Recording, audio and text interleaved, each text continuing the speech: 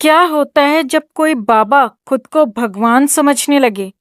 क्या होता है जब एक प्रोडक्ट बेचने की लालच देश को बांटने की साजिश में बदल जाए और फिर लोग उसी प्रोडक्ट को भगवान मानकर पीने लगे जिसकी वो बुराई कर रहे थे?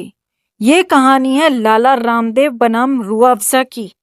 नमस्कार दोस्तों, आप देख रहे हैं एक ऐसी कहानी जहां नफरत बिकती नहीं, मोहब्बत बिन बिकवाए बिक जाती है। लाला रामदेव एक बाबा, एक व्यापारी और अब एक असफल प्रचारक। उन्होंने सोचा था कि एक छोटी सी वीडियो, मस्जिद मदरसे की अफवाह और दो टके के रीलों से रूह अफ़ज़ा को हिंदू विरोधी बता देंगे। लेकिन हुआ क्या? हुआ ये दोस्तों कि लोगों ने रूह अफ़ज़ा पार्टी मनाना शुरू कर दी। जी हाँ, पिछले 3 दिन में रूह अफ़ज़ा की बिक्री 4 गुना बढ़ गई है। लोगों ने दुकानों में लाइन लगा दी, न धर्म देखा न रंग, सिर्फ स्वाद और सद्भाव का जाम उठाया। रूह अफ़ज़ा एक शरबत नहीं, एक एहसास है। बचपन की गर्मी की छुट्टियों में दादी के हाथ से बना शरबत, इफ्तार हो या होली का ठंडा ठंडा गिलास, रूह अफ़ज़ा हर याद में शामिल रहा है। और इधर लाला रामदेव साहब, न कोई पतंजलि शरबत पार्टी हुई न कोई दावत। शायद इसीलिए कि उनकी बोतलों में मोहब्बत नहीं, मार्केटिंग मिलती है। शायद इसीलिए कि उनकी जुबान से शरबत नहीं, नफरत टपकती है। जब हकीम अब्दुल मजीद साहब ने 1906 में हमदर्द की नींव रखी थी, तो मकसद सिर्फ दवा बनाना नहीं था, दर्द बांटना था। उनके बेटे हकीम अब्दुल हमीद ने 1948 में हमदर्द को वक्फे आम बना दिया। मतलब कि जो भी मुनाफा कमाया जाए वो किसी की जेब में नहीं, समाज के काम आए। आज भी हमदर्द लेबोरेटरी अपनी कमाई का 85% हिस्सा शिक्षा, स्वास्थ्य और सामाजिक विकास में लगाती है। हमदर्द यूनिवर्सिटी, हमदर्द हॉस्पिटल, नर्सिंग कॉलेज, ये सब उसी सोच का हिस्सा हैं। और क्या आप जानते हैं, इन संस्थानों में सबसे ज्यादा इलाज और पढ़ाई करने वाले लोग मुसलमान नहीं, दूसरे धर्मों के होते हैं।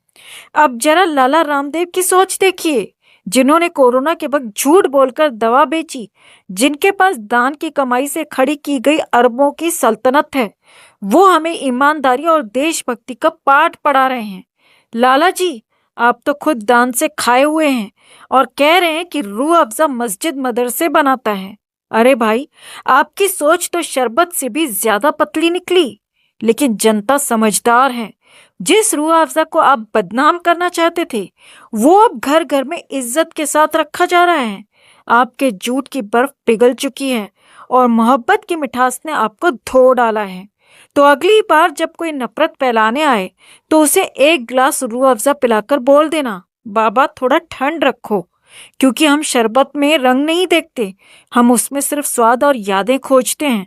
अगर आपको ये वीडियो पसंद आया हो तो लाइक कीजिए, शेयर कीजिए और कमेंट में बताइए आज आपने रूह अफ़ज़ा पिया या नहीं। सब्सक्राइब कीजिए हमारे चैनल को, क्योंकि हम नफरत नहीं, सच परोसते हैं। तो आज हम एक ऐसी कहानी में कदम रख रहे हैं जो बाहर से तो मिठास भरे शरबत की तरह लगती है, लेकिन अंदर छिपा है झूठ, धोखा और एक गहरा रहस्य। एक तरफ है पतंजलि, जिसके लाला रामदेव हर बार नए प्रोडक्ट्स के साथ सुर्खियां बटोरते हैं। दूसरी तरफ रूह अफ़ज़ा, जो हमारे बचपन की ठंडी यादों का हिस्सा है। लेकिन सवाल यह है, क्या ये सिर्फ शरबत का खेल है या इसके पीछे कुछ और ही साजिश चल रही है? तैयार हैं इस सच को उजागर करने के लिए? तो चलिए शुरू करते हैं। आप भी इस वीडियो को लाइक और शेयर कर अपना प्यार और सपोर्ट दिखाएं और कमेंट में इसे लेकर आप भी अपनी बात, अपनी राय जरूर रखें। चैनल के साथ जुड़कर चैनल को सब्सक्राइब कर हमारी आवाज बने। तो सबसे पहले बात करते हैं रूह अफ़ज़ा की। 1906 में हकीम हाफिज अब्दुल मजीद ने हमदर्द लेबोरेटरीज की नींव रखी।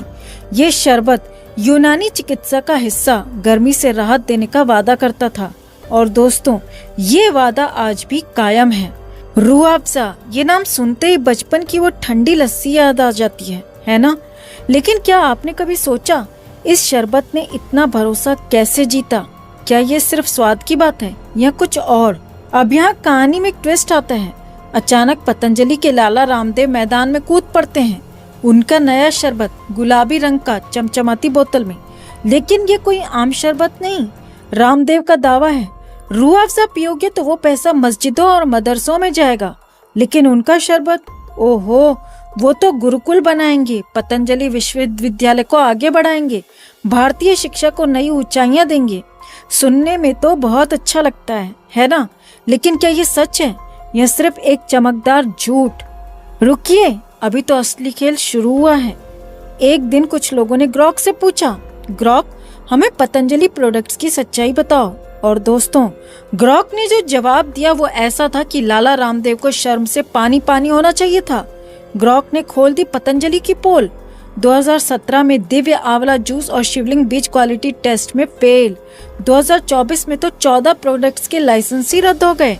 स्वसरावटी, दृष्टि ड्रॉप्स और न जाने क्या क्या। सुप्रीम कोर्ट ने भी फटकार लगाई, भ्रामक विज्ञापनों के लिए नोटिस जारी किए। लेकिन क्या हुआ? बैन के बावजूद ये प्रोडक्ट्स दुकानों पर बिक रहे हैं। और तो और वेजिटेरियन दंत मंजन में कटल फिश का अंश मिलना, ये क्या माजरा है? तो ग्रॉक ने तो साफ कह दिया, लाला रामदेव शरबत के नाम पर जिहाद की बातें कर रहे हैं, हिंदू मुस्लिम का रंग दे रहे हैं। लेकिन उनके अपने प्रोडक्ट्स की हकीकत क्या है? निम्न क्वालिटी, झूठे वादे और बार बार कोर्ट की फटकार। रामदेव कहते हैं कि उनका शरबत गुरुकुल बनाएगा, लेकिन ग्रॉक की माने तो ये सिर्फ उनकी जेबें भर रहा है। लोग मूर्ख बन रहे हैं, ना कि गुरुकुल या विश्वविद्यालय खड़े हो रहे हैं। तो सवाल आपसे है, क्या आप भी इन दावों पर यकीन करते हैं? कमेंट में अपनी राय जरूर शेयर करें। तो अब जरा रूह अफ़ज़ा की तरफ लौटते हैं। हमदर्द लेबोरेटरी 100 साल से ज्यादा समय से लोगों का भरोसा जीत रहा है। उनके प्रोडक्ट्स आयुष मंत्रालय के तहत यूनानी चिकित्सा का हिस्सा हैं। रूह अफ़ज़ा सिर्फ शरबत नहीं दोस्तों, ये हमारी संस्कृति का हिस्सा है। हिंदू हो, मुस्लिम हो, सिख हो, हर किसी ने इसे चखा है। लेकिन जब कोई इस मिठास को हिंदू मुस्लिम के जहर में बदलने की कोशिश करता है तो हमें सवाल उठाना होगा, क्यों रामदेव रूह अफ़ज़ा को बदनाम कर रहे हैं? क्योंकि जब क्वालिटी से नहीं जीत सके तो धर्म का सहारा लेना आसान है। तो दोस्तों, ग्रॉक ने जो सच सामने रखा वो हमें सोचने पर मजबूर करता है।